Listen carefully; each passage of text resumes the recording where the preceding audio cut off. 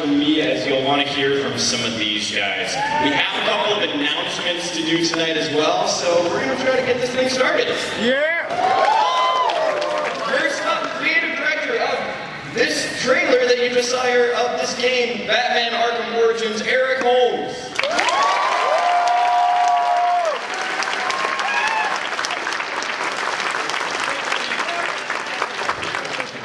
You just heard him do the voice right there. It's the voice of Batman, Roger Craig Smith.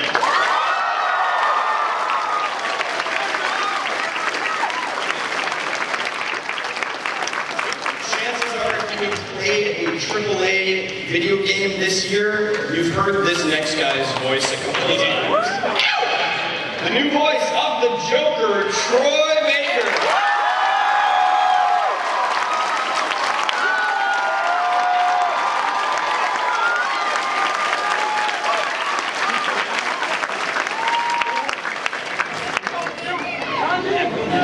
I had to buy them.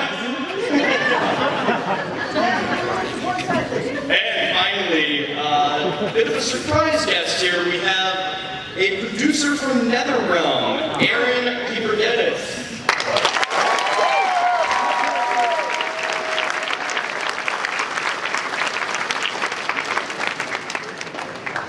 Aaron, why is NetherRealm here? My friend. So, wait! We'll be able to hear him better as the next one. Turn on his mic! Sign language! We're there. Alright. So why am I here tonight? Because we are very excited to announce right here at New York Comic Con that we are bringing Batman Arkham Origins to the mobile platforms as well.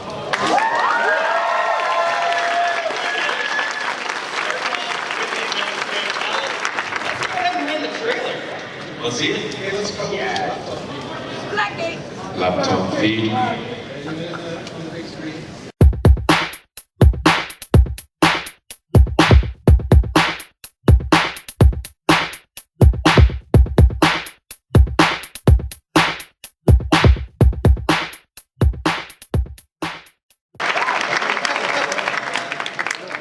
Well, Aaron, start us off and tell us a little bit about how this game came to be, and we saw some of the gameplay. It looks actually a little bit different from the mobile Injustice. Yeah, it's absolutely different. So this is the same team that did bring you Batman Arkham City Lockdown as well as Injustice. This was developed in NetherRealm Studios in Chicago, and essentially, I mean, when given the chance to work in this universe, with this great game that has been developed by the Montreal studio, we jumped at the chance. I mean, who doesn't want to make a cool Batman game, right? So it's you're going to see very different gameplay though from some of our earlier games. I mean, this time around we've got some light RPG elements.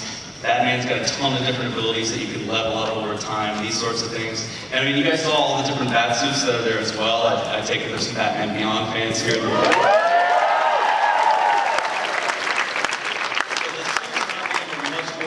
Visual aesthetic, these suits actually influence the gameplay. They have different boosts, different stats, these sorts of things. So as you're fighting crime in Gotham, you might need to switch to a different suit that fits that particular environment much better. So we're really excited to bring the game out. It's coming out very, very soon. And what platforms are we going to see this on? It's going to launch iOS first, but before anyone kills me, it is coming to Android as well. Yeah! So I'll see on both Android and iOS very soon. What does this mobile game bring to the overall Arkham Origins experience? So the Origins experience, I mean, if you play the console, you're going to get this really cool storyline and everything. Our game is set in that universe, but it's much more of an arcade experience. So if you're on the go, you're commuting and whatnot, you want some quick action, you can, pull out your iPad, iPhone, whatever device you've got, and, get a quick little bit of action versus some of the really cool characters that you're going to see in the console version. I know one of the things that I love the most about the Injustice mobile game is that it links into the main console game. You can unlock things back and forth. Are we going to see that with this one as well? Absolutely. The cross-platform unlocks are going to make a return here. And for the players that have both versions, the mobile and the console, there's some actually really cool rewards. Anybody like the Red Sun series, Red Sun Batman?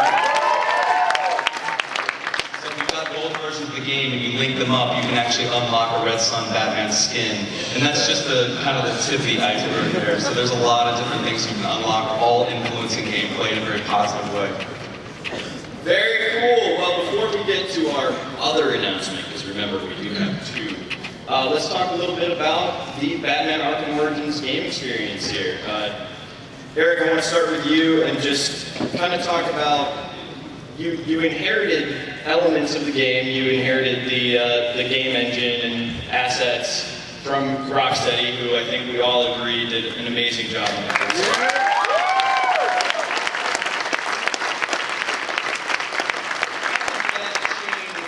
The core development process when you were starting out and you started out with all of those things already on your plate? Well, I guess we had a leg up straight away because we weren't starting a game picturing what sort of encounters we would make and building Prometheus rooms without any sort of mechanics. We were starting with, the Arkham City final product. So we already had great fighting, we had Batman gliding and grappling around, we had a mature toolset of Unreal Engine 3, so we could really hit the ground running and really start building scenarios that worked from the game, from the get-go, and we could really focus on what we wanted to add to that experience, what sort of new mechanics or enemies or encounters or locations.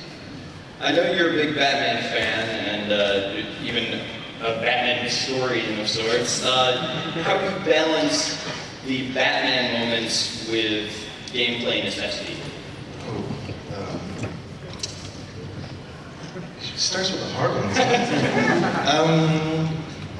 don't know if I have an answer to that question, but I think we've tried very hard to build a game that feels like an Arkham game, that feels like something which is paced like an Arkham game, which I think is one of the best parts of those games, that the amount of time you spend in a fight, the amount of time you spend navigating the world, the amount of time before you switch it off and you add a puzzle or you add a stealth moment. So I think we tried to build our story, our new story, which is entirely new, involving a structure, which is very much based on those previous games, because they really, they're two of the defining games of this generation in terms of action adventure. And I think that as a designer, I know when I played Arkham Asylum, I felt like I could feel my own design skills being stretched and really learning a lot from it. So we respect that game a lot, and we've tried to build off the model that's proven it. There's been some interesting comparisons that you guys have drawn to, of all things, Mega Man, because of the beat a villain, get his gadget kind of model. Can you kind of talk about your side of things and where that came from and how that fits into the story? Oh, that would be a good question after we run the video. I think there's a certain amount of time people like playing the things, like I said, that pacing element that was in the Arkham games. Mechanics, enemies, the sort of stuff. I get this experience when I'm playing fighting games. There's a friend of mine I went to school with, and I remember when we got Street Fighter 2, and we were both playing it, and he hammered me in the corner of the map, and was firing Hadokens after Hadokens after me. He wouldn't tell me how to do the damn move, and I was really frustrated because there's nothing I wanted more than to shoot those things back at him. But there was a point where he turned around because I learned how to do the hurricane kick, and you could use that to go over the fireballs and knock the guy down. And then he was very frustrated because he couldn't do his move, and I wouldn't tell him how to do the other one. So I felt like that was kind of a moment which told me about an atomic unit game, how long you'll spend doing something with your back against the wall before you can turn it around and expect that you turn around and you get that feeling against the enemies in the game. And that's true for action games too. Like usually when a new enemy type is introduced or a new mechanic, he's introduced in a kind of simple way, and then you can struggle with it, but then usually you get some sort of upgrade, some sort of ability, or you'll break through in terms of the skill on your own side as a player, and then you'll start to own that guy. Just around the time that starts to become commonplace, we change it because we add something else, or we take him away, or we give him a new ability. So the idea is to keep it constantly fresh, constantly engaging, give you these small challenge, then some sense of mastery, and then change it so you don't get bored. Guys, I'd like you all to kind of talk a little bit about next year's Batman's 75th anniversary.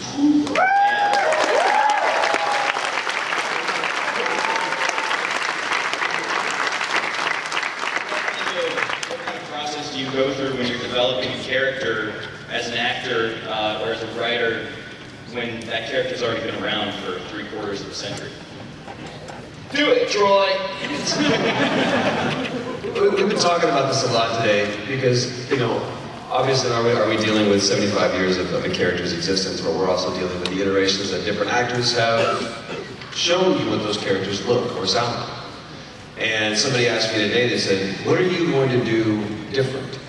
What are you going to bring to this that no one has ever brought before? And I said, nothing. Absolutely nothing. Because if I for 1 second think that I can do something better than Cesar Romero, Jack Nicholson, Mark Hamill,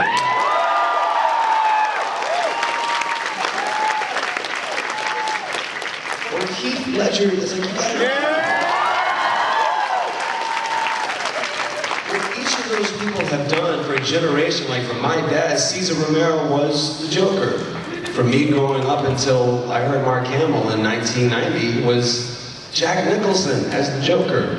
So we've all seen these different sides of these characters, and all we want to do, everybody that's up here, you're right, we're tapping into a 3/4 old franchise. It's one of the oldest institutions that we have in media. And all we want to do is pay homage to that, and we want to respect the reverence that this franchise has brought to people now 3 generations. And it's incredible. Very few things can say that. So that's what we're up here to do.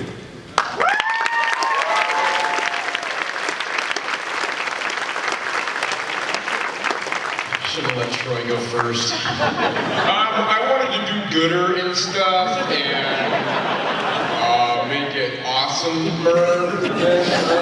Now, we've been answering these questions all weekend, and honestly, look, Kevin Conroy is king. Yeah. And the notion that we've got the question of what new are you going to bring to this, and I agree wholeheartedly with Troy. There's nothing we can do. There's nothing that we can do. The notion of filling shoes has been brought up a lot. There's no shoes to fill. You cannot fill those shoes. Thankfully, with this, what we have is a prequel, so we can kind of play around with the timeline a little bit and explore Batman and Joker and all these other characters from a different perspective than we've seen before. But at every single minute of us recording, of I'm sure all the people at Warner Brothers Montreal programming and animating and all of this musical score, every single person here is a fan of the characters. They're a fan of the game. They're a fan of the franchise. This wouldn't be around 75 years if we didn't have people doing that. And so for us, it was always like, what can we do right by this character? For me, it's the same exact thing. A lot of people ask, what did you do to prepare? Answer is, I honestly didn't do too much, because I knew going in, this guy was going to convey to the director, Amanda Wyatt, what he wanted to get done, and they know so much more about the universe that they want to get to create and achieve with this than I could ever hope to come up with. I can remember, I heard about the 75th anniversary, and I misinterpreted that as, so Batman needs to be 75 years old. My choice as an actor was completely wrong. Which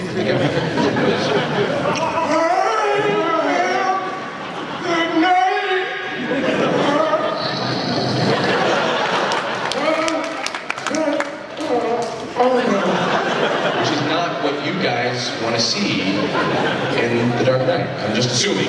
And thankfully Aaron was there to say, no, it's just 75 years of history. Eric, what about you? What's the, coming into this project, knowing that you're coming in and you're doing Batman's origin, something that has been amazingly told in comics with Year One, with the current 0 year, in movies with Batman Begins, in animated films, you know, coming in to tell his origin and do something like that again, but, you know, He makes it sound really hard because he's got all these references. But it's kind of simple. It's a lineage, right? This is an Arkham game. You already played Arkham Asylum. I'm pretty sure you played Arkham Asylum or Arkham City if you're here. You've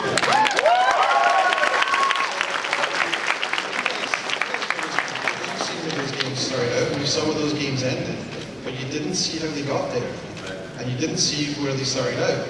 And so we want an authentic Arkham experience, not just a Batman game. This is an Arkham game, and it's part of that story. In fact, it's a formative part of that story, a formative part of that world. You all know, it's not a spoiler, that James Gordon and Batman are going to be friends, right? What? You know. You ruined the whole game! get out. Same guy. I was going to say San Diego. So, but at the start of our game, they're not. Gordon is pursuing Batman. Batman's a vigilante, he's an outlaw, and Gordon sees him as a wanted man. So we're going to show you in our story something about how that changes. And you're going to play that. You're going to be the pivotal person turning the corner in that relationship. You're going to be changing things. And I look at it like puzzle pieces. We're fitting puzzle pieces together to form a picture that we know, but we don't know how those puzzle pieces go together. And I think that with those, there could be moments of revelation. There could be moments of, oh, right, I see how that works. I see, that's interesting. I didn't expect that. Rather than, okay, yeah, I thought it was like that. Instead, I think we should have a few surprises along the way. So I think that the thing which I'm most excited about, and absolutely terrified about too, is when this game goes out, you guys are all going to play it and you're going to judge it. And I hope that you enjoy those moments. I think that we've taken a few risks along the way, and I hope that's worthwhile. I think we'd be doing you a disservice if we didn't try and take a few risks, because the Arkham games have been, the great games by Rocksteady. They are very innovative, they're very exciting, the quality, everything in there is very, very high. And so we've been very selective of what we've added, be it moments, features, locations, to try and match the quality of these games. And so the story, I think, is the thing all that stuff hangs off. There's no point in adding new enemies if you're not adding something to the story. New features, new gadgets, they have to come from the story. And so, yeah, I guess I'm kind of meandering now, but what was the question again? What did you have for dinner? That was curious. Caffeine. Is that water refreshing? Yeah, no, that makes sense. Obviously, another part of the big development process here was casting these two. What can you tell us about?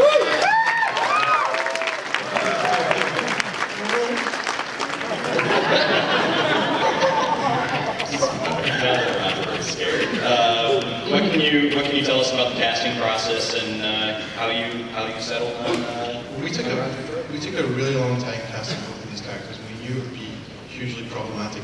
We knew we wanted to have a younger side for these characters because it's a very formative time for everyone in Origins. These guys are all physically younger. They're rebound back, but it's also they're spiritually younger. This is new to these characters. Events are as new to these characters in the game as they are to these actors up here on this panel. And I think that's something that translated very well when we got them in. But in terms of finding them, we went very wide. We had a lot of people, and we put them through the ringer. We went through huge amounts of reference material.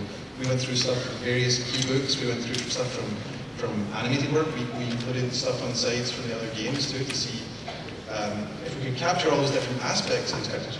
For example, Batman isn't just one voice. Batman is Bruce Wayne. Batman is Batman, but Batman also talks to Alfred, which is one voice. He talks to himself, which is another voice. And then there's also talking to his enemies, but there's also this other part where he has to inspire fear in other enemies and really bring that out. And we wanted to make sure that whoever we got didn't just have one or two of them, that they could have all of these, and that they could bring something not just interesting and original and beautiful to it, but also have that authentic Arkham sound, that they could sound like, when you hear it, that guy will eventually become Kevin Conroy's Batman. Or in the case of the Joker, become Mark Hamill, have a lineage there, have a connection. Do you guys want to talk about your perspective when you got the material? It took a while, right? Longer than most casting, I think, for your sake too. Yeah, I mean, obviously, the thing for me, the voice print was so paramount. It was of paramount importance on this, and that was what we worked on very, very diligently in the, I'd say the first 5-6 sessions was nothing but us experimenting with all the different versions of Batman that we've all come to know and love, so that we can kind of capture a Batman at a different time, a less refined Batman, a maybe less defined Batman, but one that could conceivably make sense that you would see this guy transitioning into Kevin Conroy's Batman, or at least all the other versions of Batman that we've come to know. That's why I say that the whole character element of everything was of the utmost importance, because that's what we knew we had to honor. It wasn't necessarily prior performances, it was just we got to make sure we nail Batman in a believable way. And so we worked a lot with everything, trying out the growl, too much growl, not enough growl, a little more growl, And because we didn't want it to seem like, oh, well, he's just doing an impression of X, Y, or Z, because we've had so many talented people who've played this character in the past. So, I mean, again, testimony to the passion that the guys at WB Montreal had was just how much time we spent on these characters, which is different from a lot of games that I've worked on in the past. But it really kind of goes to show. So I think one of the reasons why I'm so nervous about this is just because we've fallen in love with this so much that we want you guys to feel that in what we did, and hopefully it does come across.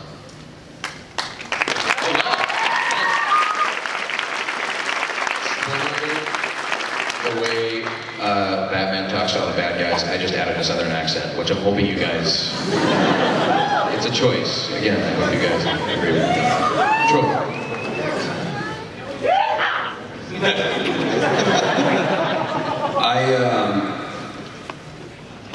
I used to race home every day at 4:30 and make sure that I was in front of my TV because I didn't want to miss Batman the Animated Series.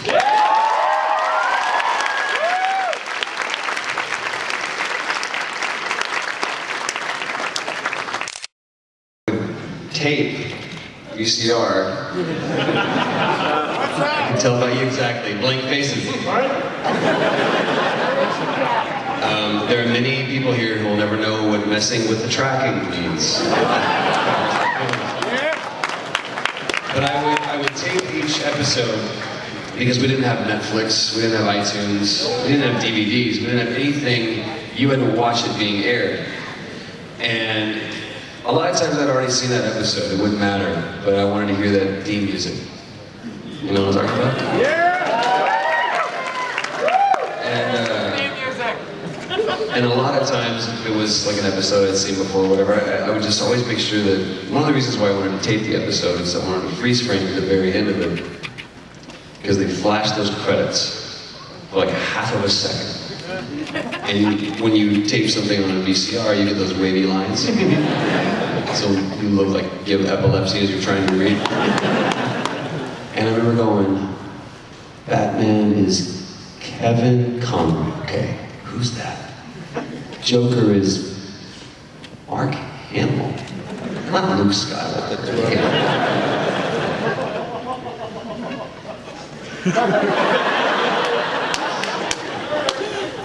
And that 12-year-old kid that sat in front of that TV every day at 4:30 or at 4:59 weeping that episode had ended, and caught up in his own reverie of what he wanted to do in his future life, could never imagine sitting here.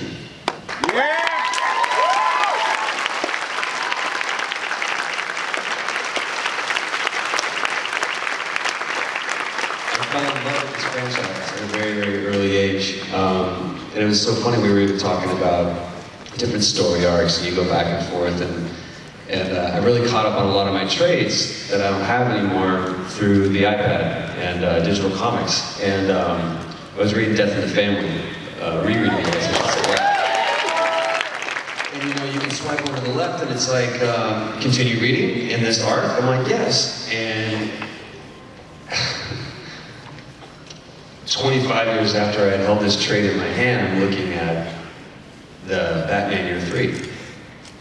And that's a big moment, you know, because and especially it was like, as we're flying out here, so all of this comes, you know, rooting back, and it's really been crazy. And thank you. That's how much I'm killing right now. All that to be said is, you know, it's not just a 37-year-old man that walked into that booth to audition for this, but it was a 12-year-old kid too.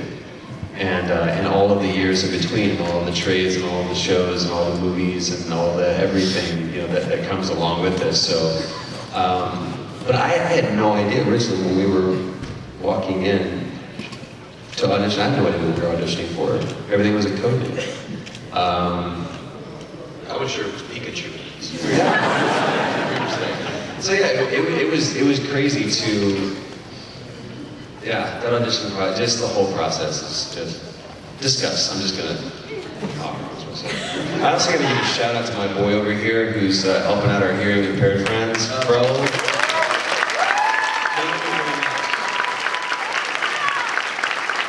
You know these things wasn't scripted. So my man over here is doing this on the fly. I am thoroughly impressed. And I keep going. So, and I think Troy Baker is the most insanely talented, wickedly handsome man. Roger made a That's not what that stupid means. joke just now. I'm sorry, I derailed. I just wanted to say thank you for doing what you do, man. I really appreciate it.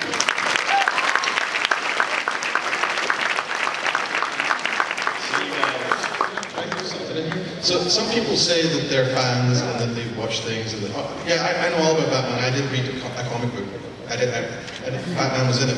This guy, we sent him so much material to go through to prove, along with all these other really great actors that we auditioned. But we sent him so much material. We sent him stuff, like I said, from the other Arkham games to prove that we could get something authentic to that. But we also sent him some of our favorite stuff to see just where he could take it. We sent him stuff from Return of the Joker, the big monologue at the end there, which he killed. We sent him, I think my favorite thing though was hearing for the first time the Joker killing joke monologue from the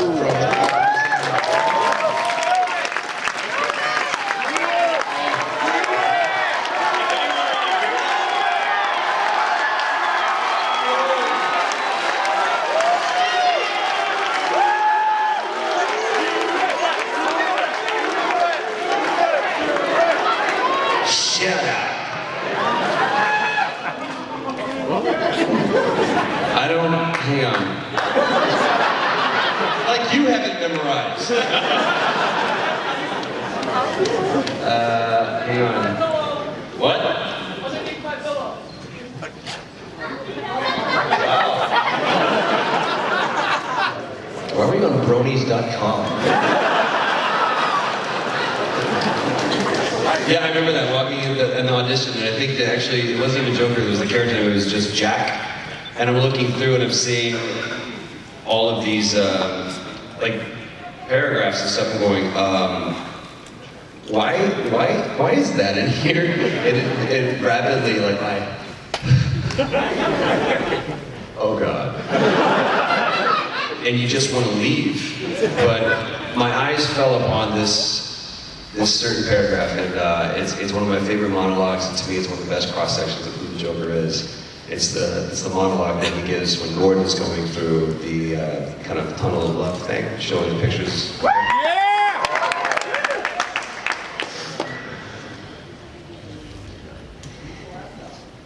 Memories can be vile. Repulsive little brutes like children, I suppose. But can we live without them? Memories are what our reason is based upon. If we can't face them, we deny reason itself. Although why not? We are contractually tied down to rationality. There is no sanity clause. So when you find yourself locked onto an unpleasant train of thought, heading for the places in your past where the screaming is unbearable, remember, there's always madness. You can just step outside and close the door, and all those dreadful things that happened, you can lock them away. Madness is the emergency exit.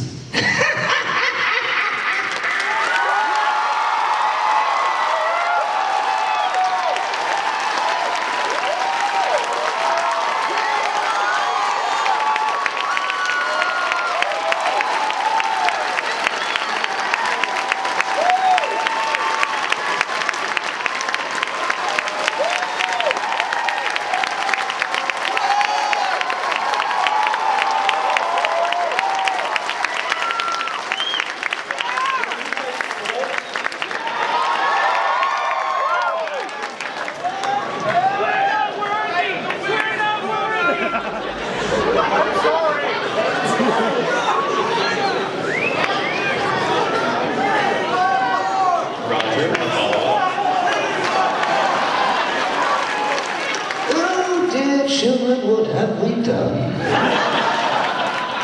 You'll get it on October 25th. Now, thank you very much for indulging. I appreciate it. I don't say this, because I'm not going to really, like, this is my biggest challenge, is just hand farts. I'm dead serious. I've been saying this in other interviews where people have been saying, like, you know, look, Batman, in my opinion, lives here, and we love this character, and if the character goes too far beyond what we know to be Batman, it does a disservice to the character, and we don't like that. Joker is so impossibly hard to wrangle as a character, and it takes an actor of this guy's caliber to do what he just did. To do it with that delicious, evil, and it's not cartoony. I mean, the minute you launched into that, you heard people go, and one of my favorite moments of this game was arriving early, because I'm professional, and I arrived early to a session, and you were still working with another actor at the time, and I sat at the top of the stairs, and you didn't know I was there, and I goosebumps right now, because I sat in and heard. I hadn't heard what he was doing with the character up until this point, and I sat there and was literally looking around the room at the other people who had already been privy to this, and so they were just like, yeah, that's good, try it again, we're gonna do it. And I'm sitting around going, are you guys hearing this? Like, this is insane. I mean, I literally got goosebumps trying it, and just right now, that was insane. I'm gonna say You something. say a negative word and I will punch you down and murder you in your sleep. Greg's going, he's dead. I just want to be the first one to say it here in front of everybody. I think this guy's got a future in this business. I will say this, the beauty, thank you again, the beauty about this is that the entire mythos of Batman is not supported by just one character, but it's a cast of characters. And obviously one of the things that's the most pinnacle to our story is the relationship. We've seen, again, 75 years worth of this dysfunctional relationship between Joker and Batman. And I love how we do this in this story. And not only that, but also the other characters that you're going to see in here as well. It's always an interesting thing to see a fresh perspective on these characters. But as these characters are the basis of our story, as the relationships between them, the team, there's 150 people that are up in Montreal that are taking what I just did and giving it to you as the Joker. And it cannot be said enough how hard and how grateful I am that those people took. We did facial capture, like just camera for reference and stuff, and how those people took my goofy face and turned it into that delicious face. So you have to applaud their efforts as well.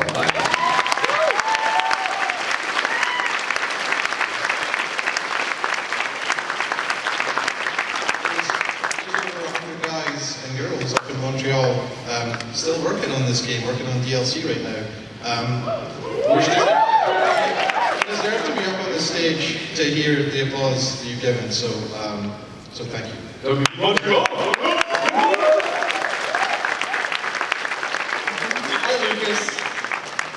It's interesting, Troy, that you mentioned other characters. Oh! Come on! You know, one of the things that really defines Batman is his villains.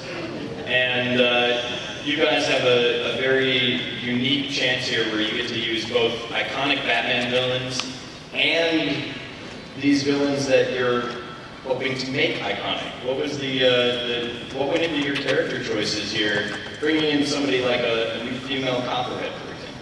Well, I guess it's, I mean, gameplay comes first in so many decisions for games, and I think that applies here too. So we wanted to make sure we had a bunch of fresh blood for the game, and also familiar faces, but even the familiar faces are not totally familiar because we're rewinding them back several years. Origins takes place in year 2 of Batman's career, long before he's fully accepted by the city, long before he's understood as a kind of concept. So in our story, he's kind of an urban myth at the start.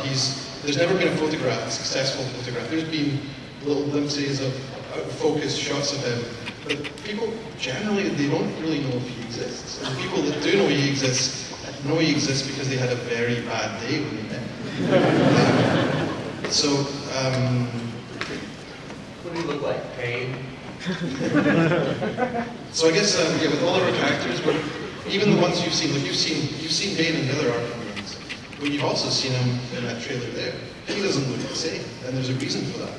If you play the game, you'll find out a bit more about that reason. But every one of these changes isn't just because it's Tuesday and we're going to change Bane, right?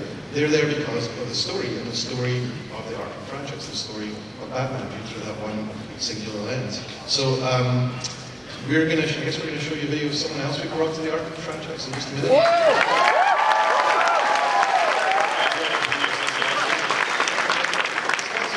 I'm gonna be honest, it's not someone all you guys are sitting there waiting for going, I know. Crazy Quill!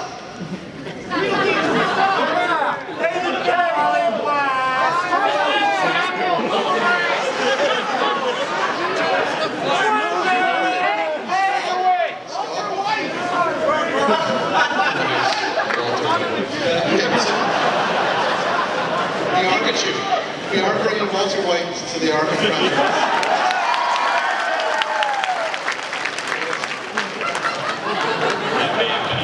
He is the last assassin.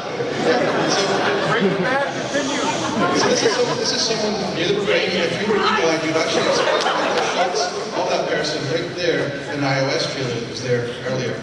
You'd have to be pretty eagle-eyed because they were pretty quick. So we wanted to share and establish this character really for the Arkham franchise. This is someone that's new. It's someone that is gameplay first. So you mentioned Mega Man earlier. If you spot this character and you see what he's got, you may be able to tie some other reveals back earlier in the campaign to who this guy is and where he comes from. So I'm about to put the video on, and when I do, I'm going to ask one thing. Can we cut the feed over to the laptop there? Again, bronies.com. What is it with you guys? I don't So I'm going to ask for one thing. You guys seem really excited. You seem like a really pumped crowd. So there's a point in here where someone asks, "Are you ready?" And when he asks that, I want you to respond and tell him how ready you are, okay? Yeah! You'll know when you see it.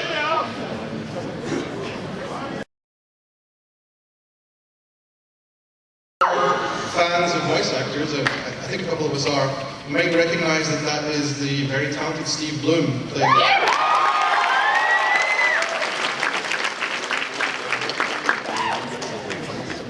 Okay, I can go now? So the Electrocutioner is a character who has that Mega Man element. If you've seen some of our more recent materials, you'll know that Batman is an upgrade in the game. It's unique to Arkham Origins, so you think the series called the Shock Gloves.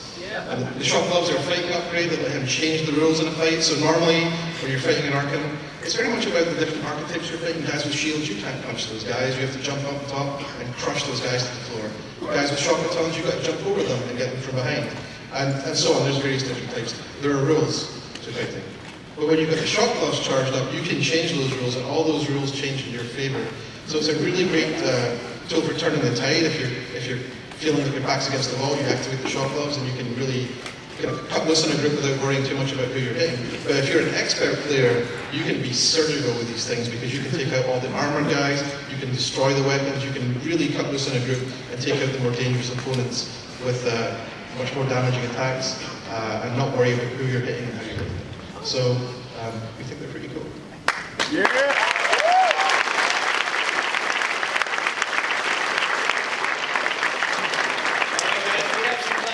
So if you want to line up at these nice microphones right here and ask some questions, I think we also have some swag somewhere. People asking questions.